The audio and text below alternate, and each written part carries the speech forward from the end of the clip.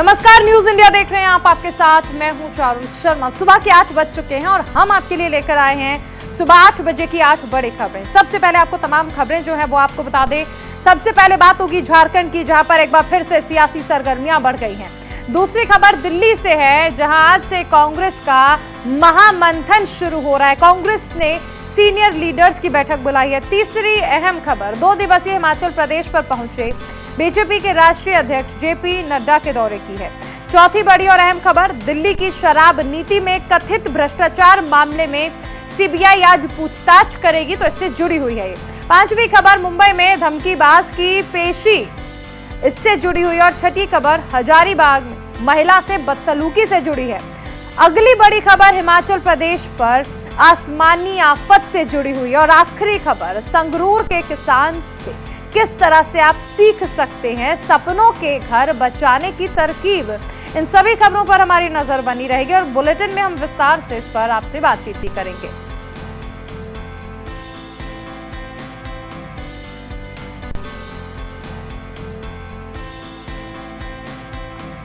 सबसे पहले बात करते हैं सबसे बड़ी और अहम खबर की। झारखंड से इस वक्त की बड़ी खबर, जहां पर सियासी पारा बढ़ता जा रहा है। महागठबंधन सरकार में शामिल विधायकों की कल बैठक बुलाई गई थी। मुख्यमंत्री हेमंत सोरेन की अध्यक्षता में होने वाली इस बैठक में 7 विधायक नदारद नजर आए। बैठक से गायब रहने वाले कांग्रेस के विधायक भी हैं। बता दें कि झारखंड के मुख्यमंत्री हेमंत सोरेन का खनन लीज आवंटन मामले में चुनाव आयोग में सुनवाई पूरी हो चुकी है। कभी भी आयोग फैसला दे सकता है। यदि प्रतिकूल फैसला आता है तो सोरेन को अयोग्य घोषित किया जा सकता है। ऐसे में प्रदेश की राजनीति में सरगर्मियां बढ़ चुकी हैं। हमारे साथ सहयोगी कमल कुमार जुड़ रहे हैं रांची से। कमल, देखिए जिस तरह से सियासी सरगर्मियां बढ़ चुकी हैं, खासकर चुनाव आयोग के फैसले पर सभी की निगाह टिकी है। बिल्कुल, जिस तरह से राजभवन को चुनाव आयोग अपनी रिपोर्ट सौंपेगा और जल्द ही रिपोर्ट सौंपने की उम्मीद है, जिस तरह से खनन लीज आवंटन का मामला है, तो उसके बाद ही ये साफ हो पाएगा निर्णय क्या आता है। राज्यपाल निर्णय सुनाएंगे कि मुख्यमंत्री जो के द्वारा अवैध लीज खनन का मामला है वो प्रॉफिट ऑफ ऑफिस के दायरे में आता है या नहीं। अगर उस दायरे में आएगा तो उनकी सदस्यता जा सकती है और ऐसे में राज्यपाल फिर ये घोषणा करेंगे। और अगर सदस्यता नहीं जाती है तो सरकार जिस तरह से चल रही थी अपना पूरा कार्यकाल पूरा करेगी। हालांकि अगर निगेटिव निर्णय भी आते हैं तब भी कार्यकाल पूरा कर सकती है। हालांकि उस समय ये देखना होगा कि गठबंधन जो है वो गठबंधन दल है वो किसे मुख्यमंत्री मानते हैं, कौन चेहरा आता है। और हो सकता है कि आगे अलग कुछ निर्णय लिया जाए। तो कहीं ना कहीं जब तक निर्णय नहीं आते हैं चुनाव आयोग के द्वारा, उसके बाद ही यह कुछ कहना सही हो पाएगा। और विधायकों ने भी कल और मंत्रियों ने भी यही बातें कही हैं कि अभी निर्णय आया नहीं है, इसलिए पहले से उस पर कोई चर्चा नहीं हुई है। हालांकि चर्चा होने की सूचना है, अंदर खाने से खबर है कि कमल, कयास ऐसे भी लगाए जा रहे हैं कि अगर मुख्यमंत्री हेमंत सोरेन के खिलाफ फैसला आता है तो उनकी पत्नी को भी मुख्यमंत्री बनाया जा सकता है। इस पर भी चर्चाएं लगातार चल रही हैं। देखिए, जिस तरह से चेहरे की बात है और खास करके भाजपा का भी ये आरोप रहा है कि परिवारवाद को लेकर के, तो कहीं ना कहीं सोरेन परिवार चाहेगा कि उसके परिवार से ही कोई मुख्यमंत्री हो। लेकिन फिलहाल जो कल्पना सोरेन की बात है, उनकी पत्नी की बात, नाम की बात जो आ रही है, उसमें भी कुछ रोड़े हैं। उस वजह से भी सहमति नहीं बनने की बात कही जा रही है। हालांकि भाजपा सांसद निशिकांत दुबे लगातार इसको लेकर के ट्वीट कर रहे हैं कि जो कल्पना सोरेन है उनकी ताजपोशी की तैयारी चल रही है। लेकिन अब देखना यह होगा कि कौन चेहरा होता है। उसके अलावा जोगा मांझी भी हैं और जो सीनियर लीडर हैं उनके नाम के भी चर्चा है। तो अब देखना यह है कि निर्णय के बाद क्या कुछ सहमति बनती है सभी दलों के बीच, गठबंधन दलों के बीच। उसके बाद ही कुछ साफ हो पाएगा कि कौन मुख्यमंत्री का चेहरा होगा अगर उनके खिलाफ चुनाव आयोग अपना निर्णय सुनाती है। कमल, देखिए सबसे अहम चीज है यहाँ पर मुख्यमंत्री के किसी मंत्री पर आरोप नहीं लगा है। सवालों के घेरे में खुद मुख्यमंत्री हेमंत सोरेन है और ऐसे में ये बहुत ज्यादा जरूरी हो जाता है कि विपक्ष, क्योंकि लगातार इस मुद्दे को लेकर घेराव कर रहा है, ईडी ने पूछताछ का दायरा बढ़ाया तो मुख्यमंत्री के सलाहकार तक भी ये दायरा पहुंचा और कई लोगों तक पहुंचा। ऐसे में सबसे अहम चीज है कि जब खुद मुख्यमंत्री पर ही भ्रष्टाचार का या फिर इस तरह का आरोप लगता है तो ये विपक्षी पार्टियों के लिए एक बड़ा मुद्दा बन जाता है। बिल्कुल, जो चुनाव आयोग के पास निर्णय भी अभी कहा जा सकता है, जो निर्णय लेना है उसको लेकर के भी भाजपा ने ही भाजपा पार्टी की ओर से ही राज्यपाल को शिकायत की गई थी, जिसके बाद राज्यपाल ने चुनाव आयोग, भारत निर्वाचन आयोग को इसकी जांच के लिए आग्रह किया था।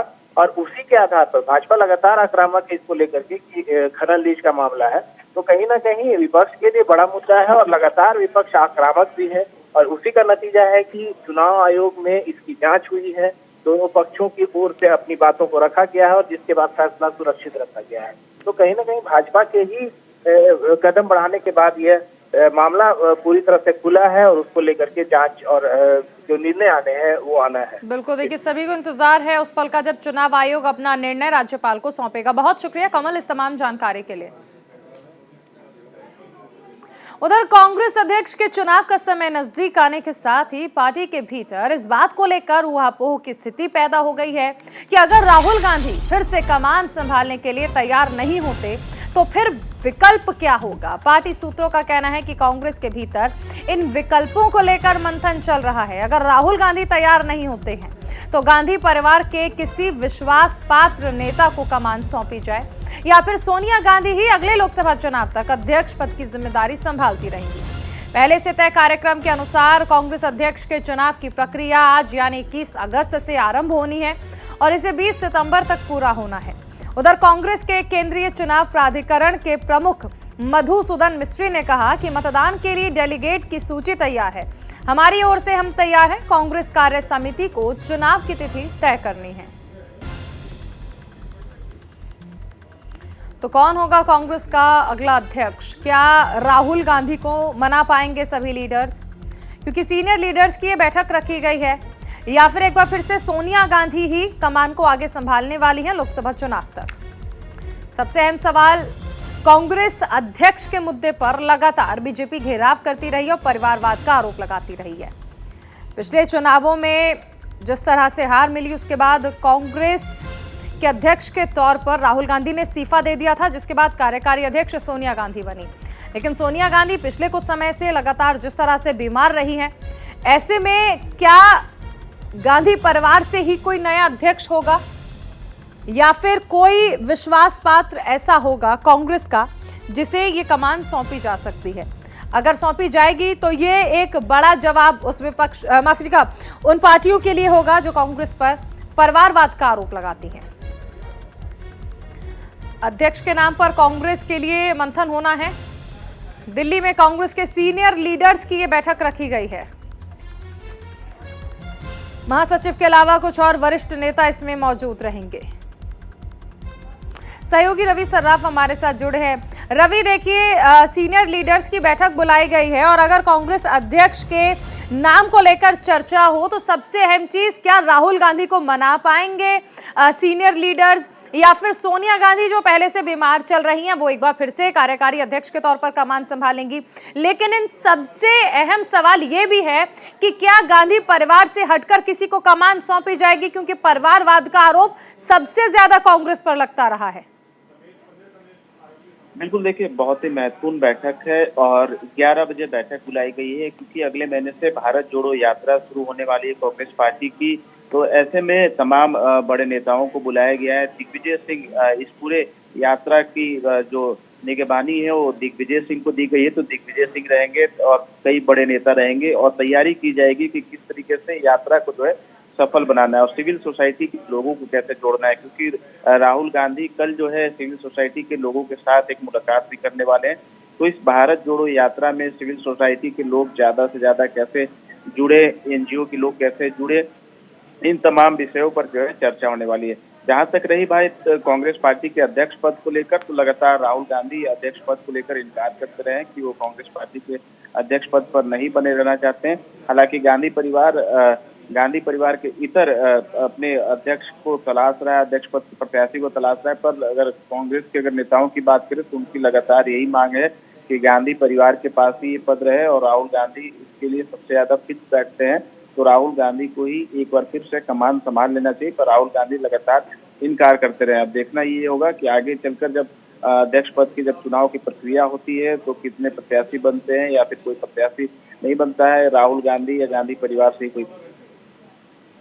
रवि, यहाँ पर देखिए सबसे अहम क्या हो जाता है कि आपको याद होगा कि पिछली बार जब चुनाव में हार मिली तो राहुल गांधी ने अध्यक्ष पद से इस्तीफा दे दिया, लेकिन उसके बाद क्या नहीं लगता कि पार्टी को इस बात पर भी फोकस करना चाहिए कि पार्टी आगे कैसे बढ़े? हालांकि इसको लेकर तमाम विचार विमर्श होता रहता है, पार्टी में मंथन होता है, बैठकें होती हैं, लेकिन ऐसे में ये कह देना कि वो अध्यक्ष पद नहीं संभालना चाहते हैं, पार्टी को मजबूत करने पर विचार होने के बजाय इस पर क्यों फोकस?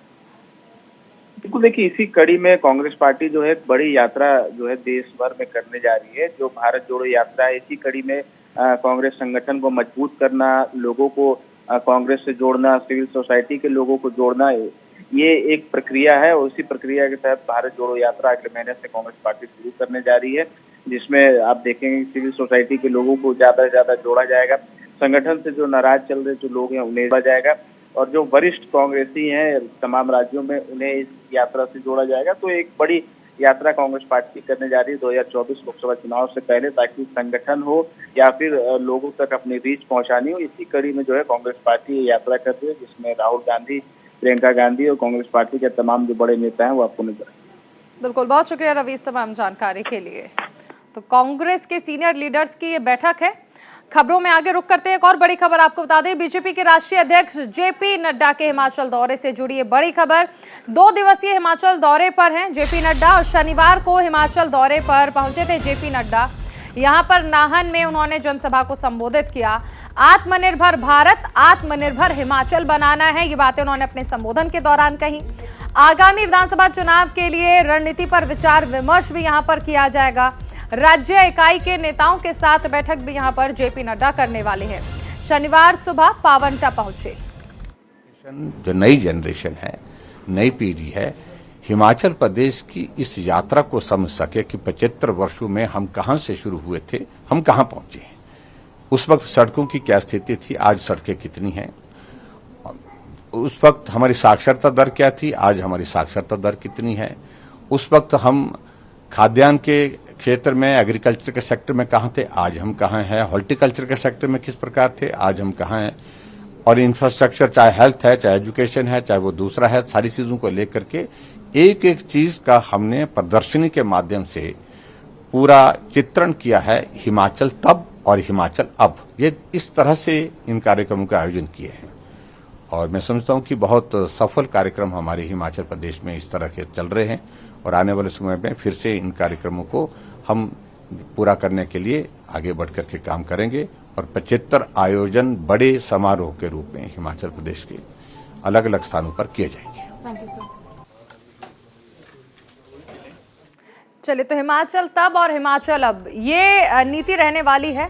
इसी स्ट्रैटेजी पर आगे बीजेपी काम करने वाली है और किस तरह से हिमाचल की रूपरेखा को बदला गया है, तस्वीरों को किस तरह से बदला गया है, इस पर पूरा फोकस बीजेपी का रहने वाला है। और इसी क्रम में देखिए लगातार जेपी नड्डा जो हैं वो हिमाचल दौरे कर रहे हैं। बीजेपी के वरिष्ठ नेता हिमाचल प्रदेश पहुंच रहे हैं लगातार। साल के अंत में यहाँ पर चुनाव होना है और इसीलिए सभी राजनीतिक पार्टियां भी इस पर काम कर रही हैं।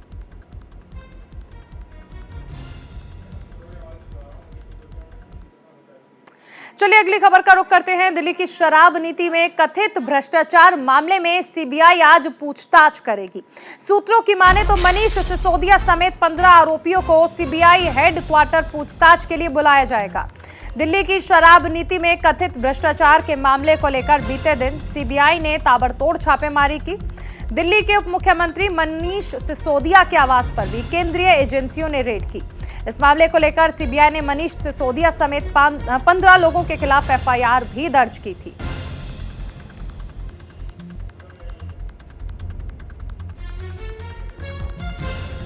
तो आज सीबीआई हेडक्वार्टर पर पूछताछ के लिए बुलाया जा सकता है। बीते दिनों शराब नीति को लेकर आपने देखा डिप्टी सीएम मनीष सिसोदिया के यहां पर सीबीआई ने छापेमारी की थी। 15 आरोपियों का नाम एफआईआर में रखा गया और सबसे ऊपर नाम है डिप्टी सीएम मनीष सिसोदिया का। दिल्ली की शराब नीति में कथित भ्रष्टाचार मामले से जुड़ी ये बड़ी खबर है। सीबीआई हेडक्वार्टर में पूछताछ के लिए बुलाया जा सकता है आज। 15 आरोपियों से सीबीआई आज पूछताछ कर सकती है। इसी क्रम में आपने देखा सीबीआई ने हाल ही में डिप्टी सीएम मनीष सिसोदिया के यहां पर छापेमारी की थी। इलेक्ट्रॉनिक डिवाइसेस जो उनके यहां से मिले उन्हें सीबीआई अपने साथ ले गई, एफआईआर दर्ज की गई और सबसे ऊपर नाम डिप्टी सीएम मनीष सिसोदिया का रखा गया। शराब नीति जिसको लेकर लगातार आम आदमी पार्टी की सरकार का विपक्ष ने घेराव किया, आखिरकार शराब नीति को वापस ले लिया गया था। सीबीआई की रेड पर भी आम आदमी पार्टी ने सवाल उठाए थे और खासकर समय को लेकर।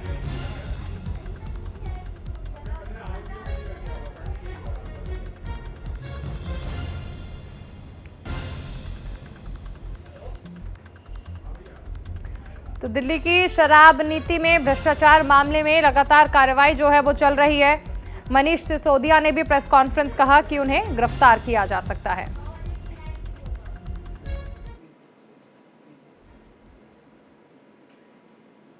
एक और बड़ी खबर आपको बता दें मुंबई से, जहां पर 26/11 जैसे हमले की धमकी दी गई है। इसी मामले से जुड़ी बड़ी खबर, मुंबई के धमकीबाज की आज पेशी होनी है। पुलिस ने कल एक शख्स को हिरासत में लिया था।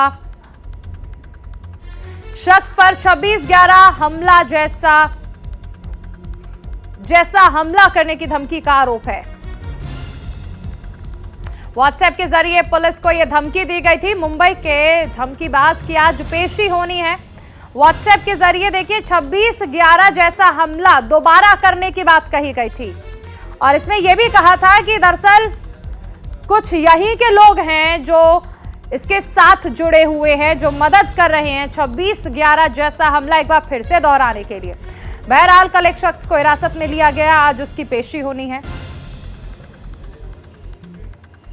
26/11 जैसे हमले की धमकी दी गई थी। पुलिस ने एक शख्स को हिरासत में लिया था। मुंबई के पास विरार इलाके से यह धमकी दी गई, जहां से यह गिरफ्तारी की गई।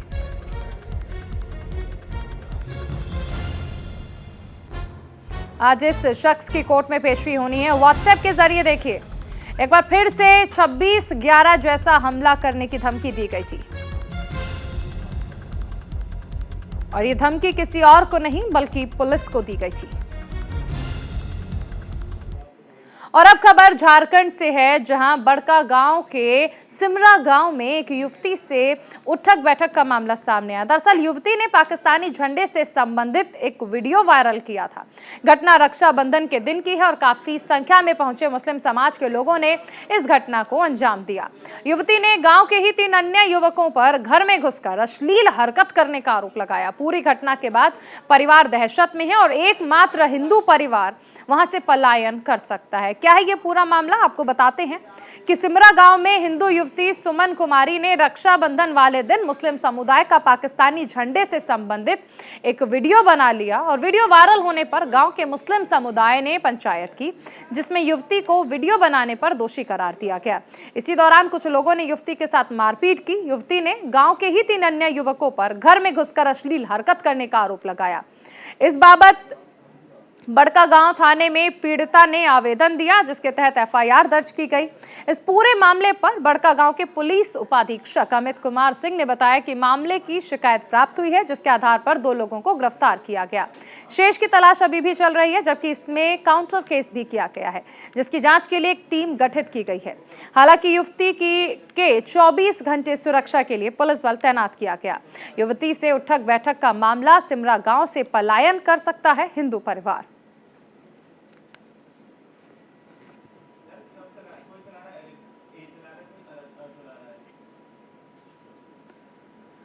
चलिए आपको सीधे लिए चलते हैं जयपुर के बिरला ऑडिटोरियम, जहां पर जयपुर लर्निंग फेस्टिवल का आयोजन किया जा रहा है। आज सुबह 7 बजे से 24 घंटे नॉन स्टॉप भाषण देने का वर्ल्ड रिकॉर्ड बनाने की कवायद जो है शुरू हो चुकी है। मोटिवेशनल स्पीकर और पर्सनालिटी डेवलपमेंट गुरु सौरभ जैन लगातार यहां पर स्पीच दे रहे हैं और ये स्पीच शुरू हो चुकी है, कल सुबह 10 बजे तक चलेगी। और कोई व्यक्ति जान नहीं रहा कि राजकुमार जैन का घर कहाँ है, क्योंकि उस व्यक्ति को उस गली में राजकुमार जैन के नाम से कोई जानता ही नहीं था। उनका पेट नेम था राजू, सब उनको उसी नाम से जानते थे। और वो व्यक्ति हमारे घर के पास आया और पूछता है राजकुमार जैन का घर यही है। फिर लोग आइडेंटिफाई कर पाते हैं कि हाँ, वो उस घर के एक सदस्य के बारे में पूछ रहा है। और वो व्यक्ति खबर देता है कि उनका एक एक्सीडेंट हो गया है और वो यहाँ के हॉस्पिटल में एडमिट है। वो कोई और नहीं, मेरे पापा का खबर थी। 22 जुलाई 1989 मैं रोता हुआ दौड़ता हुआ ऊपर भागा मम्मी के पास। मम्मी ने डांट दिया, क्या सारे दिन रोता हुआ घूमता रहता है। फिर मैंने खबर दी कि ऐसा हो गया है। हम सब लोग जैसे भाग सकते थे हॉस्पिटल की तरफ भागे। मैंने देखा एक मारुति वैन ओमनी चलती थी उस टाइम पर, उसमें पापा के सिर में से बहुत सीवियर ब्लीडिंग हो रही है। व्हाइट कलर की शर्ट पूरी तरह खून से लथपथ है एंड ही इज स्क्रीमिंग। कराह उनके मुंह से निकल रही थी और वहां से उन्हें दिल्ली हॉस्पिटल में शिफ्ट कर दिया जाता है। मैं रोज कहता रहा कि मुझे अपने पापा को देखना है, मुझे पापा से मिलना है, लेकिन एक ही बात मुझे बताई जाती रही कि ठीक होकर आ रहे हैं, ठीक होकर जल्दी घर आ जाएंगे। 25 जुलाई 1989 लगभग सुबह 5 बजे पूरे घर में बेचैनी तो थी कि क्या होगा, कैसे होगा। एक व्यक्ति बहुत घबराया उस घर में घुसता है और एक ऐसी खबर देता है जिसने मेरी पूरी लाइफ को शेक कर रख दिया, जिसने मेरी पूरी लाइफ को हिलाकर रख दिया कि पापा नहीं रहे। स्टोरियां खत्म नहीं हुई, शायद यहां से एक स्टोरी स्टार्ट हुई। मेरी मम्मा की एज उस टाइम पर 31 इयर्स रही। फैमिली शुरू से बहुत ज्यादा ऑर्थोडॉक्स तो नहीं थी। मम्मी से नाना जी ने, मेरे ग्रैंडफादर ने, दादाजी ने पूछा कि बेटा बहुत कम उम्र है अभी, अगर तुम्हारी इच्छा हो, तुम्हें लगे तो दूसरी शादी करा देते हैं। मम्मी ने मामा जी से बात की कि भाई पापा जी और बाबूजी कह रहे हैं कि अगर तेरी इच्छा हो तो तेरी दूसरी शादी करा देते हैं, क्या करना चाहिए। मामा जी ने बहुत सिंपल जवाब मम्मी को दिया कि बहन देख, जीजी देख, अगर तेरे को अपनी जिंदगी बनानी है तो दूसरी शादी कर ले, और अगर तेरे को बच्चों की जिंदगी बनानी है तो भूलकर भी दूसरी शादी मत करना। एंड माई मदर डिसाइडेड कि मुझे अपनी नहीं, अपने बच्चों की जिंदगी बनानी है। तो आज जो मैं यहां खड़ा कर बोल रहा हूं या मैं बोल पा रहा हूं, क्रेडिट गोज टू माई मम्मा, माई, ना जाने मैं किस किस नाम से बोल देता हूं। मम्मी ने एक कदम तो उठा लिया था, लेकिन मम्मी के लिए भी इतना आसान नहीं था। अगर मेरी मां के साथ एक मां और नहीं जुड़ती, मेरे मामा, कहते हैं ना मां में तो एक। तो अभी रुकेंगे बुलेटिन में एक छोटे से ब्रेक के लिए, आप बने रहिए न्यूज़ इंडिया के साथ।